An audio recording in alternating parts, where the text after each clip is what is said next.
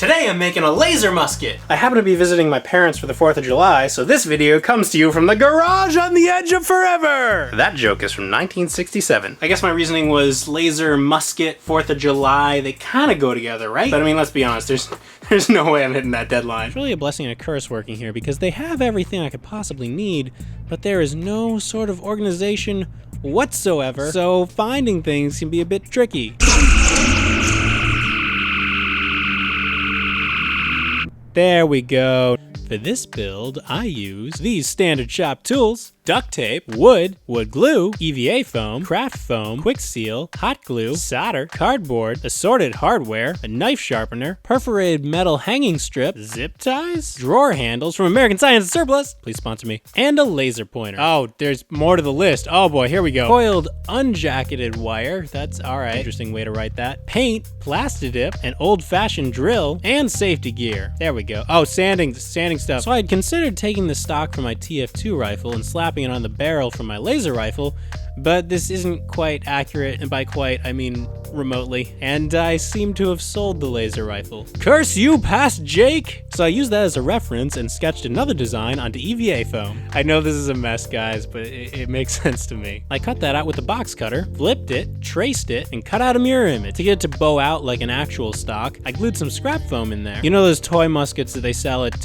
Revolutionary War era forts would also work, although now that I think about it, that's an extremely specific situation that might be specific to me because I happen to live at the epicenter of several 300-year-old French-built forts. You know what? Everything that you don't have, just make it out of foam because that's the cheapest. Although in retrospect, I'm getting to the point where I could have made this out of wood in almost the same amount of time. I smoothed out the edges with my belt sander. The rotary tool would also work. To hide the seam, I used quick seal and just smeared it on there like cream cheese on a bagel. Don't eat it though. I think everything that I build with will kill you if you ingest it. In case anyone was, uncertain about the wood screws. All right, that's gonna take a day to dry, so I'm gonna move on to the spine, which I'm making out of scrap wood, because again, I don't have a spare wood rifle stock. I cut it, glued it, put a few screws in there. Probably should have drilled pilot holes because the wood ended up splitting, but luckily that part of the prop is mostly hidden. And through the magic of editing, it's a day later. I did a quick pass with the heat gun to seal up the foam, then I hit it with Plastidip. Again, day to dry. So I used the frame to extrapolate that the laser barrel length was 11 inches. I mean, this weapon is highly customizable in the game. I think there are 4 different barrel lengths that I've seen. So really, these measurements are somewhat arbitrary. They don't have to be exact. So I measured 4 barrel side pieces, 2 of them being 3 by 10 inches, and 2 of them being 2 by 10 inches. This is 1/2 inch EVA foam, so its width will just about make up the difference on the narrower parts. The muzzle cowling is going to make up the other 1 inch in length. I sanded away the puzzle edges and the pattern from the front end where the vents would have exposed the pattern and given it away as EVA foam. I glued all the parts together so that they formed this shape, and then I didn't manually set the focus on this shot, you dope. Again with past Jake. Hate that guy. The edges are supposed to be rounded, so back to the belt sander. Then I attached the cowling. It's a little difficult because it's not supposed to line up perfectly with the top of the body of the blaster. So rather than wrapping the foam all the way around, I just attached 2 thick pieces to the sides and covered the top with thin craft foam, which I also used on the front to make all those little triangles. I hollowed out an opening in the front with a pen for a laser to slide through. I really need a thin copper pipe. Then I sanded grooves with my rotary tool. This is difficult to do with precision, so I did have to fill it in a bit with quick seal. Then I hit it real quick with the heat gun. Lastly, I took it outside and Plastidip just the end, because I'm running out of Plastidip. Also, I painted the handle brown. All right, so once again, I gotta wait for it to dry. So guess what time it is? This video is brought to you by these awesome people, specifically Gabriel, who not only requested the video in comments, but pledged like 20% of the actual budget for the video. So thank you, that's amazing. If I had like 3 more Gabriels, then I could do this for a living. On that note, I messed up, guys. I messed up so bad. I do a lot of freelance work, and a potential client expressed an interest in an Incredibles-themed effects tutorial, like superhero effects. And I took expressed interest as, you've got a budget! So I went out and shot the thing, and then they decide not to place the order. So in true Incredibles fashion, the video's been delayed. I can't really say for how long. So how's that Incredibles video going? Where did you come from? I was here the whole time, because invisible. The whole time? Man, it is a good thing my Star Wars fans don't know I'm a Trekkie.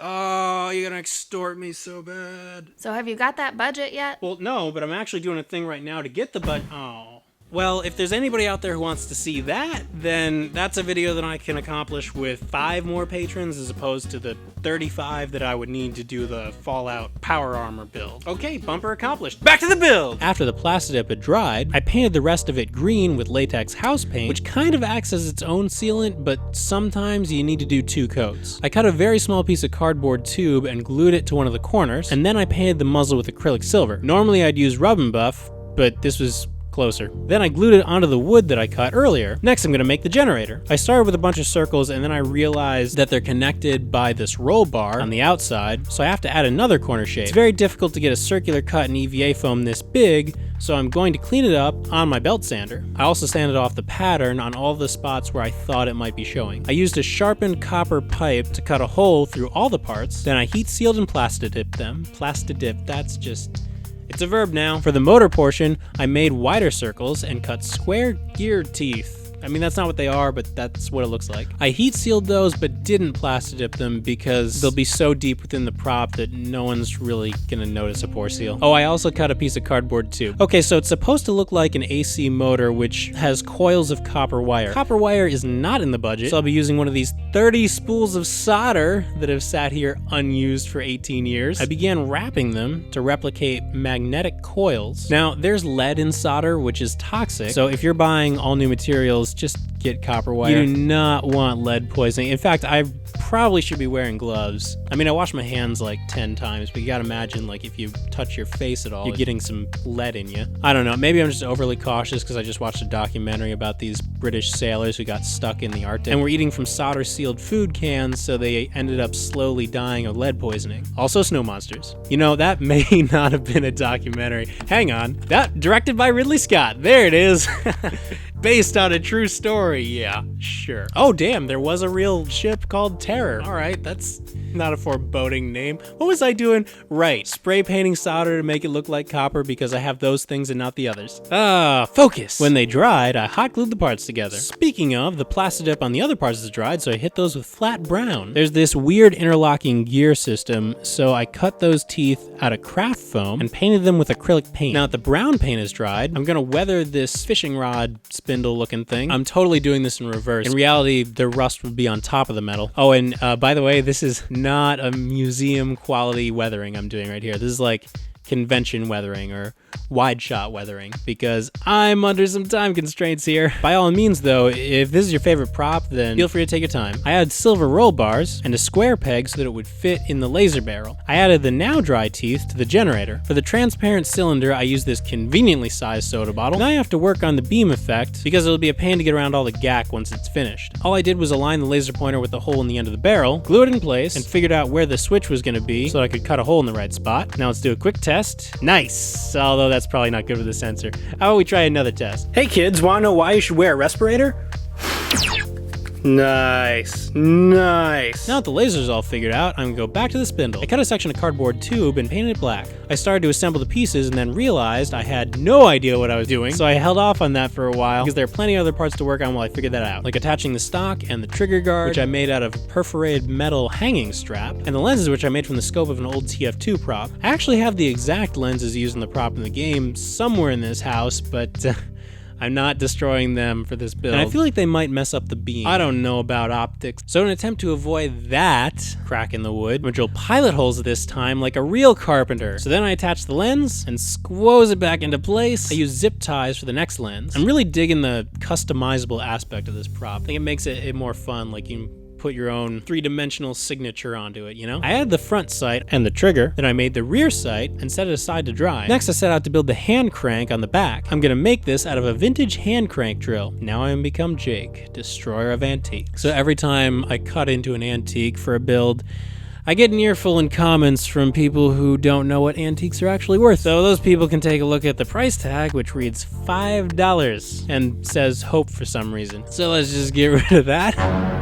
Should I be concerned about that? I began to disassemble it as best as I could without cutting into it first, but at a certain point, it's held together with rivets, so you know, gotta cut into it. So here's my dilemma. I could completely cut this thing off to get the correct gear position, which actual players of the game will be familiar with because it's like right in front of you the whole time, but the gears don't perfectly line up at a 45-degree angle, so they're not gonna actually spin if I do that. Or I could cut off one end of the drill and stick it in place with its original gear alignment, which I think does look cool and will still allow the thing to spin. So I think I'm gonna sacrifice some accuracy in favor of functionality. But by all means, if you're following along and have a different point of view, then you do you. Once that was on, I attached the remaining parts and gacked it up. I ended up using yellow rope instead of yellow extension cord because, you know, I didn't want to buy it just to cut it up. All right, let's get some beauty shots. Nice.